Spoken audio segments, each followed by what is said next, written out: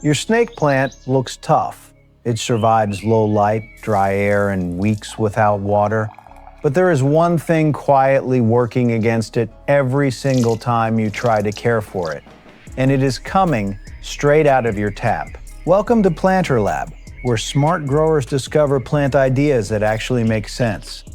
Most people who keep snake plants never connect the water they use to the slow decline they keep seeing. Brown tips, pale leaves, roots that never quite recover. The plant survives, but it never truly thrives. In this video, we are going to go deeper than the usual care advice and explain exactly what tap water does to your snake plant over time, and what you should be using instead. There is one watering approach later in this video that most growers completely overlook, and once you understand why it works, you will not want to go back. If you want more honest, practical plant content like this, subscribe to Planter Lab so you never miss it. Here is something most growers experience at some point. The snake plant is alive. It is not completely dead. But something is clearly wrong. The leaf edges are browning. The color is dull. New growth is slow or has stopped. And no matter how carefully you adjust the watering schedule, nothing seems to fully fix it. The natural instinct is to assume the problem is overwatering, underwatering, or not enough light. Those are real issues and they deserve attention. But there is a fourth cause that almost never gets discussed.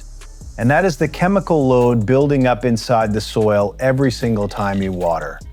Snake plants are unusually sensitive to certain compounds that commonly appear in treated tap water. The damage from those compounds is not instant.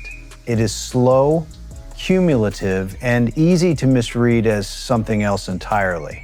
To understand why this matters, you need to know what is actually inside the water you are pouring into the pot, and what happens to the plant once those compounds reach the root zone. Tap water is treated before it reaches your home. That treatment is designed to make water safe for human consumption, and for that purpose, it works. But what makes water safe to drink is not necessarily what makes it ideal for plants. And snake plants in particular can react poorly to certain compounds that are commonly present in treated municipal water. The first concern is chlorine. Chlorine is added to municipal water supplies as a disinfectant. At the levels typically used, chlorine does not instantly destroy a snake plant. But over repeated waterings, it can gradually affect the microbial environment in the soil. Healthy soil contains beneficial microorganisms that support root function and nutrient availability. Regular exposure to chlorinated water can disrupt that balance in ways that slowly reduce the soil's ability to support strong root health. The second and often more significant concern is fluoride. Many municipal water systems add fluoride, and snake plants are considered particularly sensitive to fluoride buildup. When fluoride accumulates in the soil over time, it can interfere with how the plant processes nutrients at the leaf level. One of the most visible signs of fluoride sensitivity in snake plants is tip burn, that familiar browning at the very end of the leaves that growers often blame on dryness or physical damage. In many cases, especially when the browning is clean-edged and consistent across multiple leaves, fluoride accumulation is a more likely cause. A third factor worth understanding is dissolved mineral content, often described as water hardness. Hard water contains elevated levels of calcium and magnesium salts. While these minerals are not toxic in themselves, they can accumulate in the soil over time as water evaporates and the minerals remain behind. This gradual buildup can shift the soil chemistry in ways that affect how efficiently the roots absorb what the plant needs. In a pot with limited soil volume and no natural rain cycle to flush the system, that accumulation adds up faster than most growers expect. None of these issues are reason to panic. Snake plants are resilient.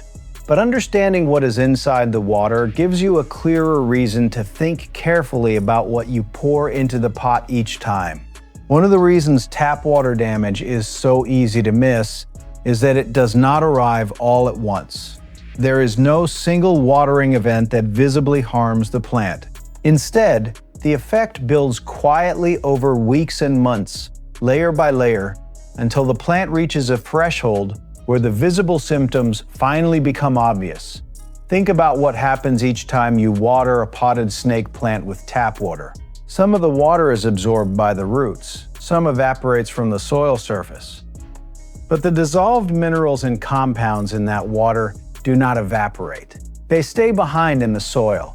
With each successive watering, the concentration of those residual compounds increases.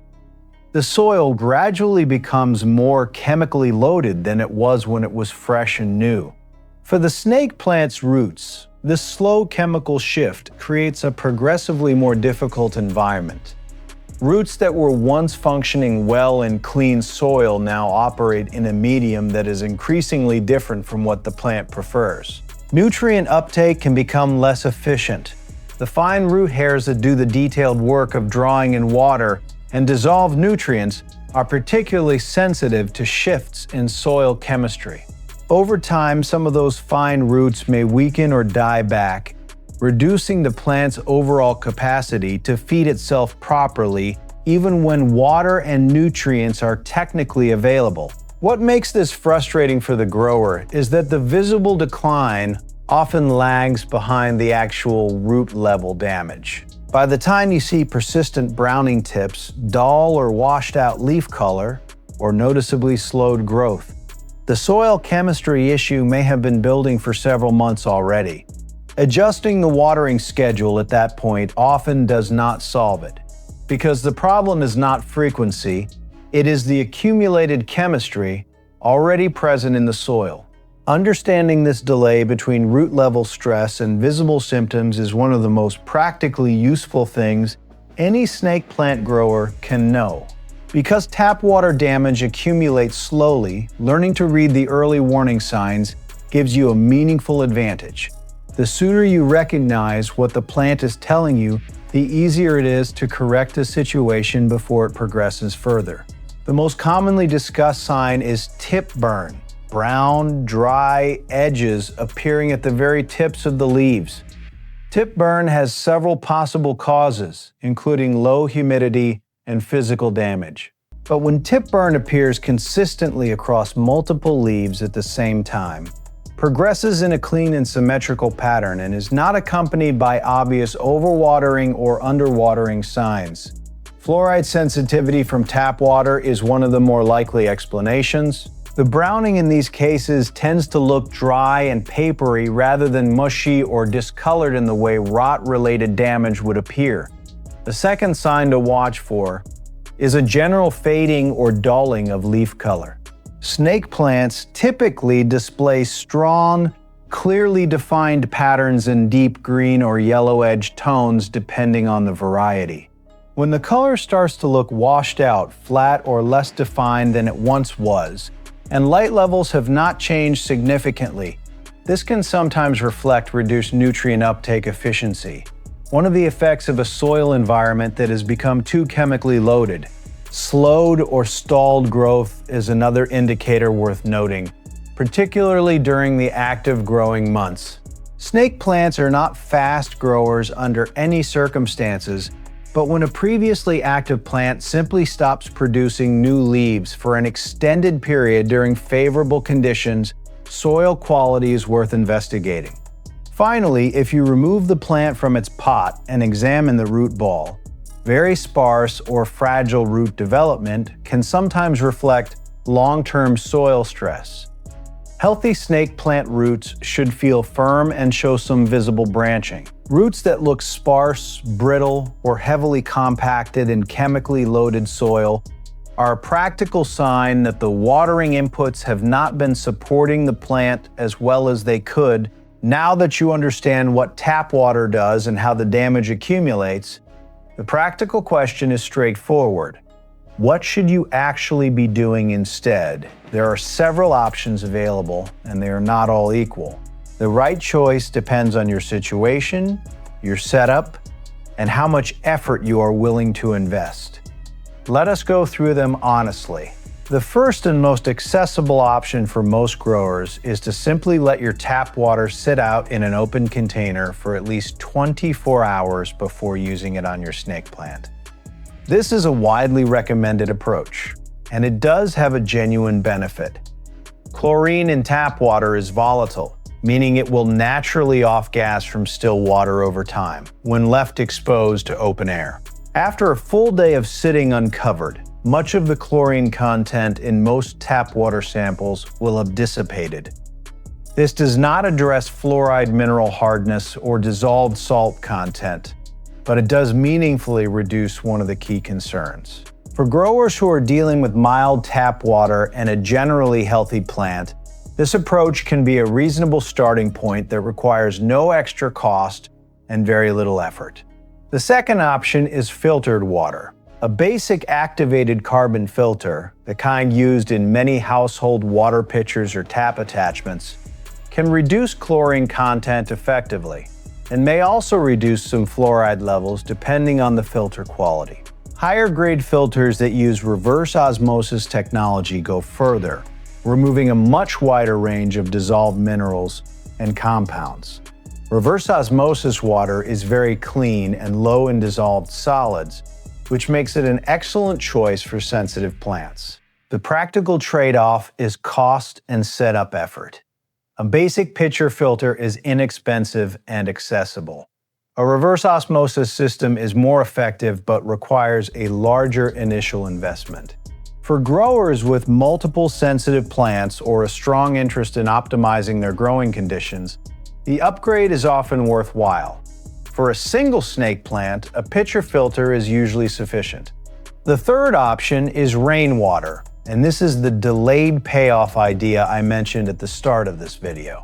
Rainwater is naturally soft, free of chlorine and fluoride treatment, and carries a slightly acidic pH that many indoor plants, including snake plants, find easier to work with than hard alkaline tap water.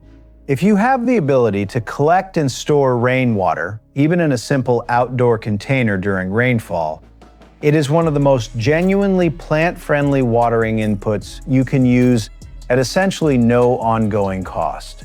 Many experienced growers who keep large collections of indoor plants swear by rainwater as the single most impactful water switch they ever made. The practical challenge is that availability depends on your climate and living situation. If you have outdoor access and experience regular rainfall, collecting water costs you almost nothing. If you live in a dry climate or in an apartment with no outdoor collection space, this option may simply not be practical.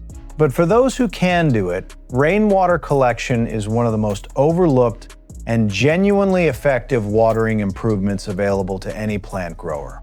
The fourth consideration is not about what water you use, but about how you manage the soil itself over time. Even if you switch to better water going forward, soil that has already accumulated years of mineral and chemical buildup does not immediately recover. Periodically flushing the soil by watering deeply and allowing the water to run fully through the drainage holes and out the bottom of the pot can help carry accumulated salts and mineral deposits away. This deep flush approach is best done outdoors or over a sink, and should be followed by allowing the soil to drain and partially dry before the next normal watering.